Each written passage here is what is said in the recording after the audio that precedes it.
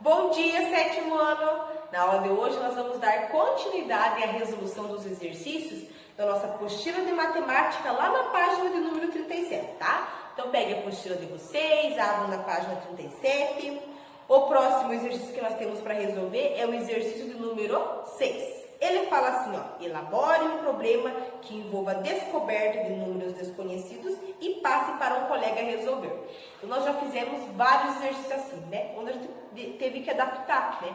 O que vocês fazem sempre? Vocês elaboram ali um problema, vocês enviam a foto para o colega, né? E o colega resolve e depois manda para vocês novamente e vocês registram no caderno, tá? Então, vocês vão elaborar um probleminha, vão mandar para o colega resolver e depois registram no caderno. Se vocês tiverem dificuldade, lembrem que vocês podem mandar mensagem para mim e eu ajudo vocês ali a elaborar, tá bom?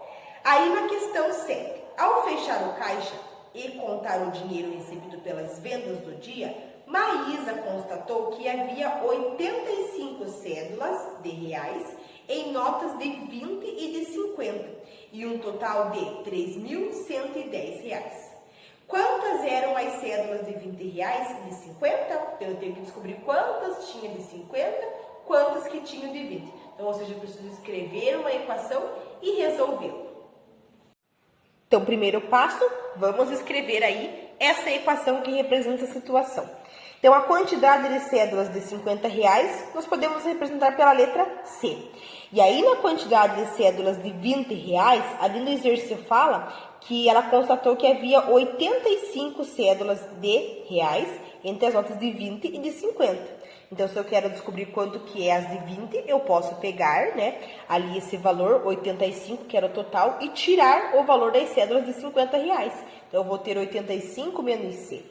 Então, como que vai ficar? Vai ficar 50C mais, né, que seria esse valor, 85 menos C vezes 20, igual a 3.110. E agora, resolvendo essa equação, eu vou encontrar que o C, né, é igual a 47, né? Então, ou seja, são 47 notas aí desse valor. E agora eu vou descobrir quantas são as notas de 20 reais. O que eu faço? Eu vou pegar a primeira equação que eu escrevi, que é 85 menos C, e no lugar do C eu vou colocar o valor que eu encontrei, 47. Então, vai ser 38. Então, portanto, são 38 cédulas de 20 reais e 47 cédulas de 50.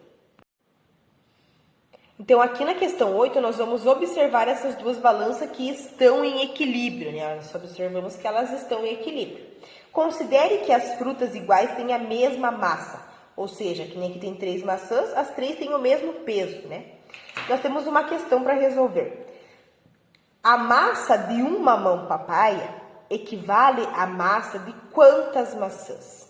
Então, olha só, eu preciso descobrir, né, se a massa aqui do mamão papai, o peso dele equivale a quantas maçãs. Então, como que eu faço para descobrir qual que é esse valor? Então, aqui, né, primeiro eu vou observar a primeira balança para conseguir resolver. Então, o que nós podemos deduzir? Né, eu posso aí modificar esses valores. Olha só, 6, né, aqui são 2 bananas que eu tenho na primeira balança. Então, eu posso pegar esse valor, eu posso dividir por 2, que vai dar 1, e depois eu posso multiplicar aí por 6, que vai dar 6. Então, do outro lado da balança tem 3 maçãs, então eu vou fazer o mesmo com ele. Também vou multiplicar, dividir por 2 e multiplicar por 6. Então, eu vou ter 9. E agora, da segunda balança, o que a gente sabe? Nós sabemos que nós temos 3 mamão papaya e nós temos 6 bananas, né? Então, portanto, juntando as descobertas dessas duas balanças aqui, nós podemos concluir que 3 divididos por 3 é igual a 1. E aí, as maçãs, 9 divididos por 3, vai dar 3. Então, portanto, a massa de um mamão papaya, ela equivale a 3 maçãs. Na questão 9, nós temos algumas equações para resolver. Então, a primeira equação, nós temos 2 que multiplica x mais 5 sobre 5, igual 1 mais 3 mais 5x sobre 4.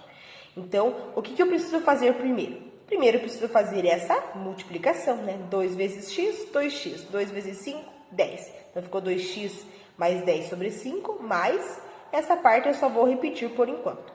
Então, agora eu tenho aqui, né, desse lado da igualdade esse valor e aqui também. E aqui os denominadores, eles são diferentes. Então, eu posso transformar esses dois números em um mesmo, né?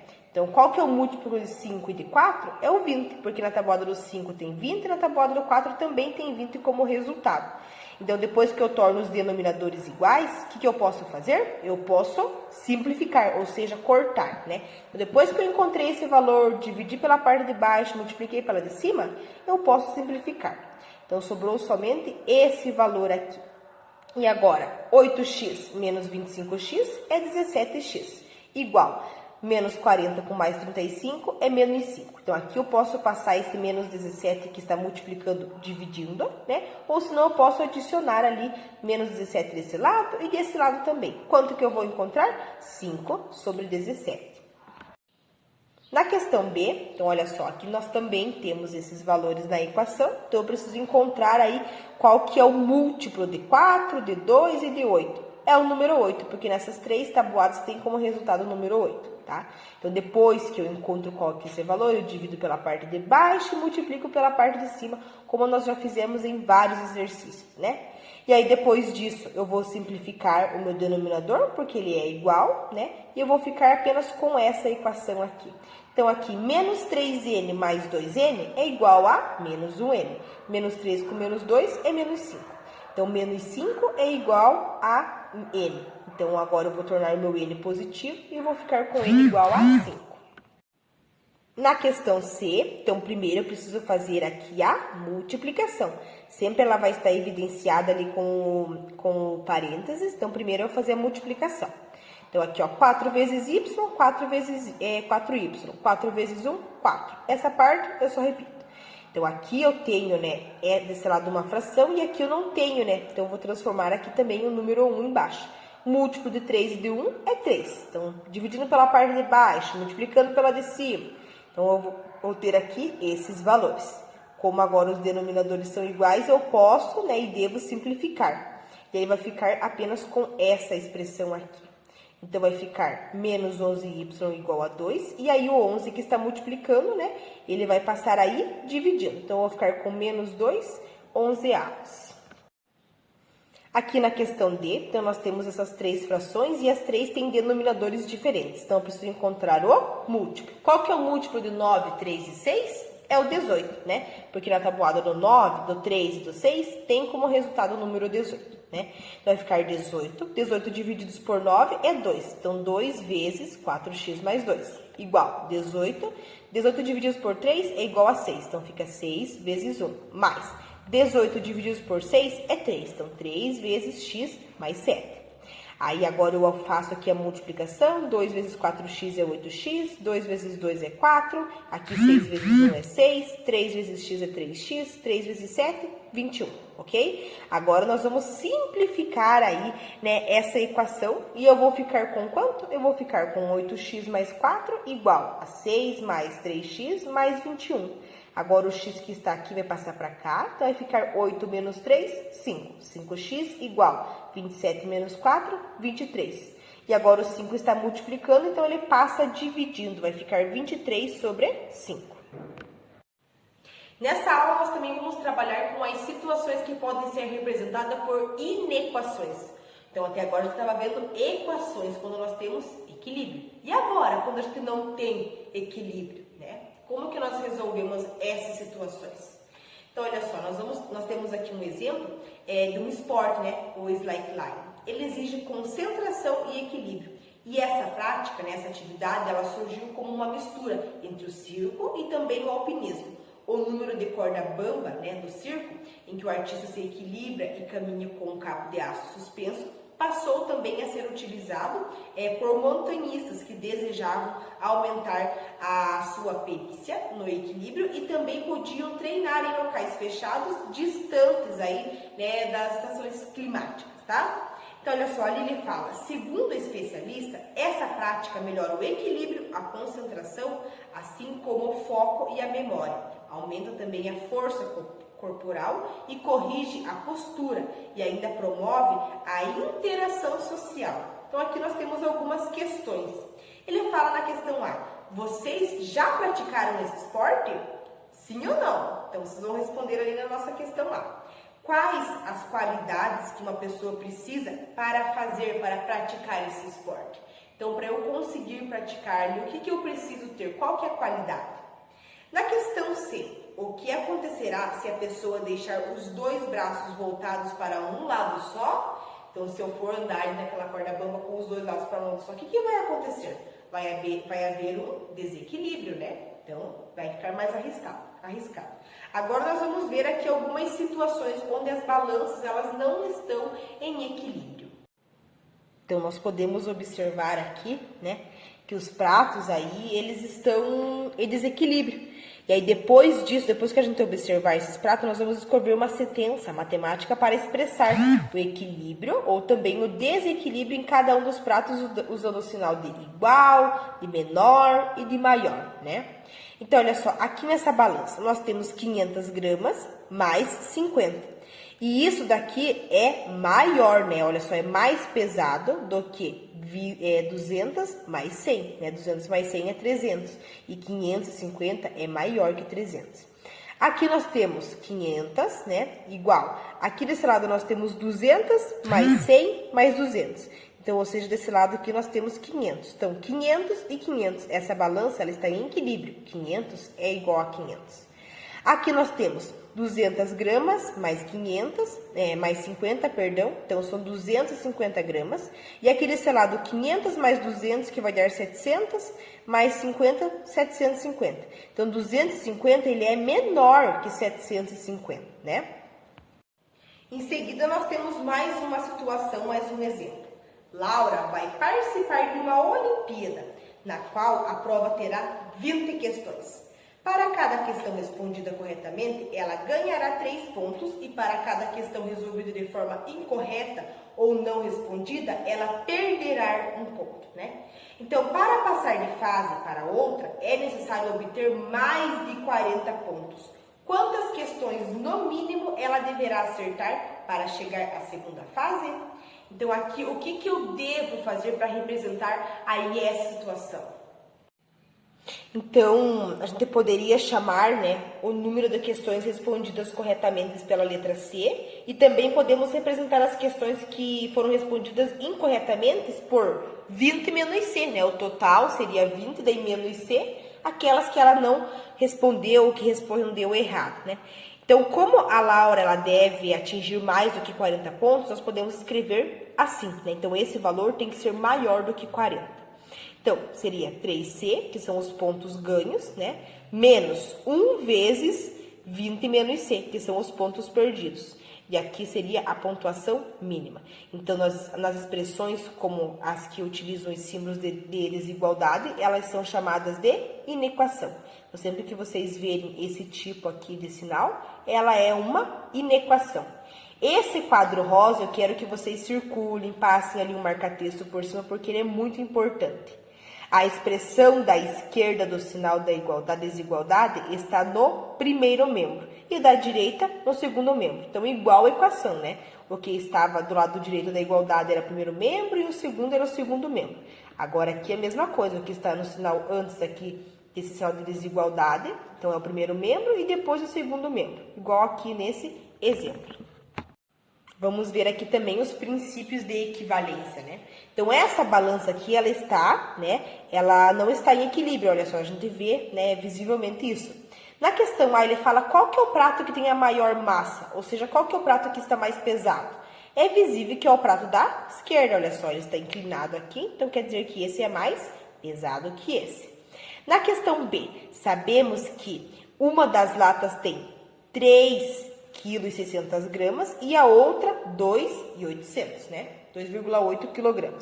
Então, olha só, qual que é a massa dessa lata vermelha? Se ela é mais pesada, é claro que é o valor maior, né? Então, 3,6 ali quilogramas. Na questão C, escreva usando um dos sinais de maior ou igual as desigualdades correspondentes nessa situação. Então, olha só, aqui, ó.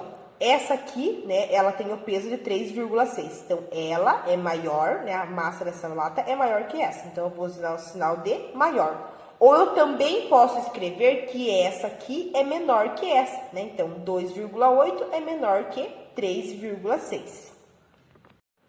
Vamos observar aqui essa balança, né? Nós notamos que se a gente adicionar, se a gente colocar aqui 1 quilograma em cada um dos pratos, né?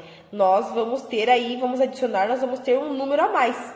E como que nós vamos ficar? Nós vamos ficar com 3,6, que é esse valor, mais 1, e isso continuará sendo maior, né, do que esse outro prato. Então, assim, a posição dos pratos ou a desigualdade continuará da mesma forma, né? Porque nós podemos também tirar 1 quilo daqui de cada prato e também nós vamos continuar representando aí esse desequilíbrio. Então, ao adicionar um número racional qualquer a ambos dos membros, ou seja, qualquer de um dos lados da desigualdade, ou tirar também, nós obtemos uma nova desigualdade no qual o sentido maior ou menor, ele fica mantido, né? Ou seja, ele não vai mudar aí de valor.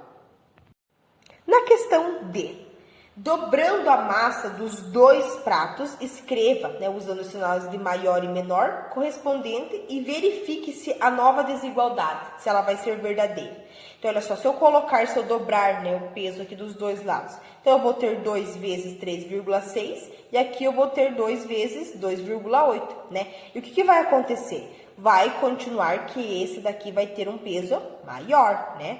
Então, torna isso verdadeiro? Sim, né?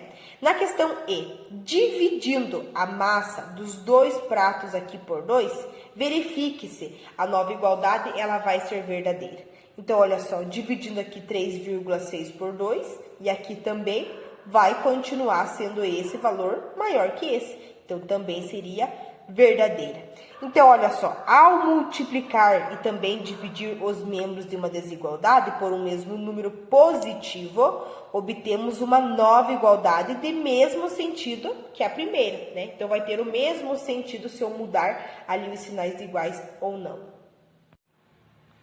Agora, né, vamos considerar essa outra desigualdade. Então, 12 é menor que 24. Multiplique por menos 1 ambos os membros dessa igualdade. Então, multiplicar aqui o 12 e o 24 por menos 1.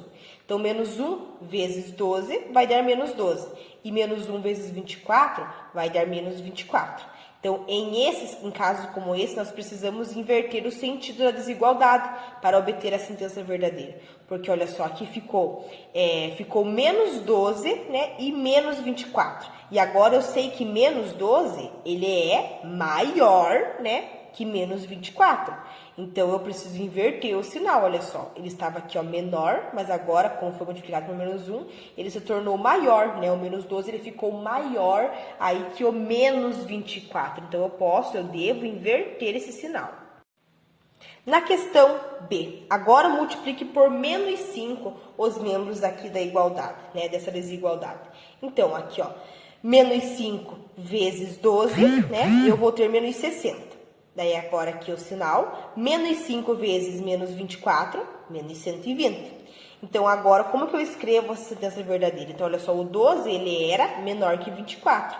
Mas agora, nós temos menos 60 e menos 120. E menos 60 é maior, né? Aí que menos 120. Então, eu vou ter que inverter. Então, ao multiplicar ou dividir ambos os membros de uma desigualdade por um mesmo número negativo, sempre obtemos uma nova desigualdade no sentido invertido. Então, sempre que a gente for multiplicar ou dividir por um número negativo com o sinal de menos, a gente vai também ter que inverter o sinal, né, de maior ou de menor. E assim nós finalizamos a nossa aula de hoje. Qualquer dúvida, entre em contato comigo. E aí, na nossa próxima aula, nós vamos aprender aí como que nós resolvemos as inequações. Tenha um bom final de semana.